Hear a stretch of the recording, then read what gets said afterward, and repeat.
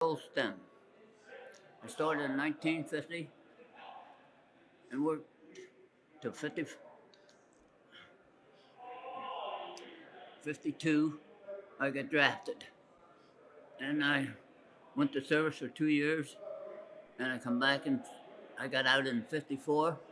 I come back to the Titan and I got my same job back. I got a raise with, with the other people that didn't go.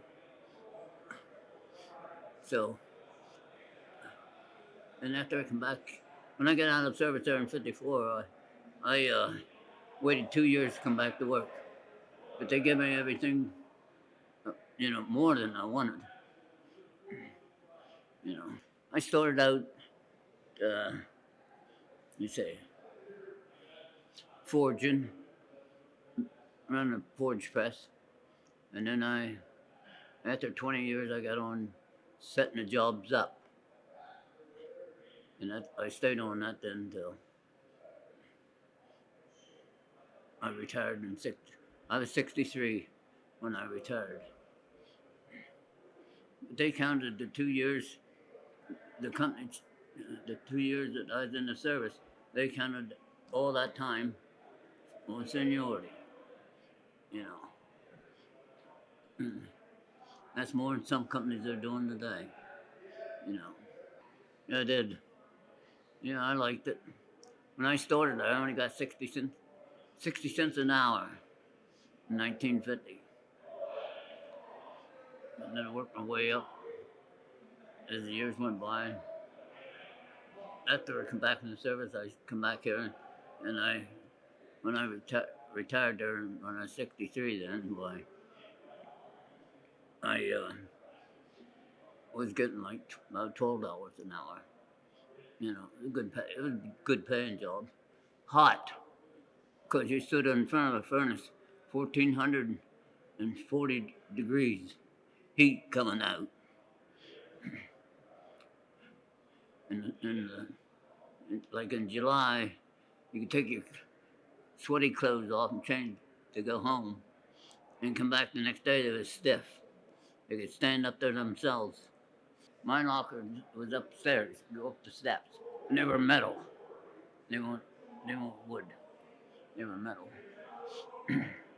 Oh, there's lots to remember. When I first come here in 1950, um, Plant 4, the mountain room, they only had 4 melters down here. Plant 4 wasn't up there. Over here where the trim was, they had either 4 melters or 6 melters. That's it in 1950. But then as it got bigger, they built Plant 4 and moved up there. And that's where all the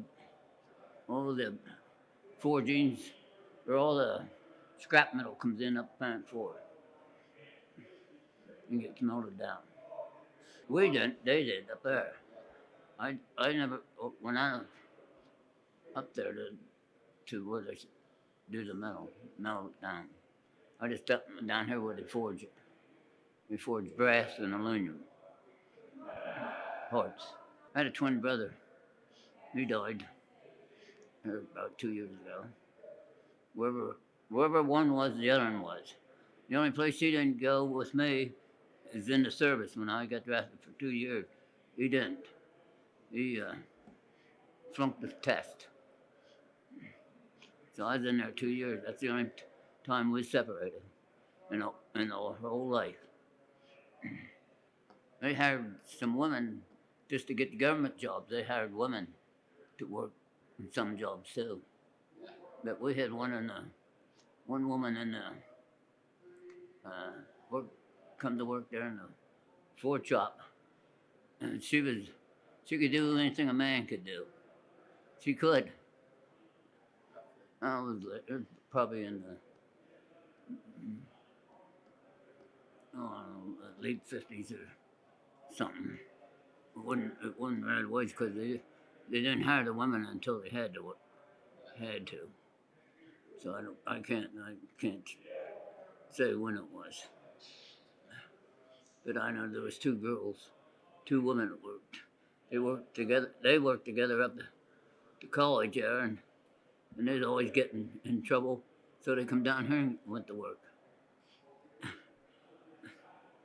And the one, I don't know, one woman was Shirley Klinger.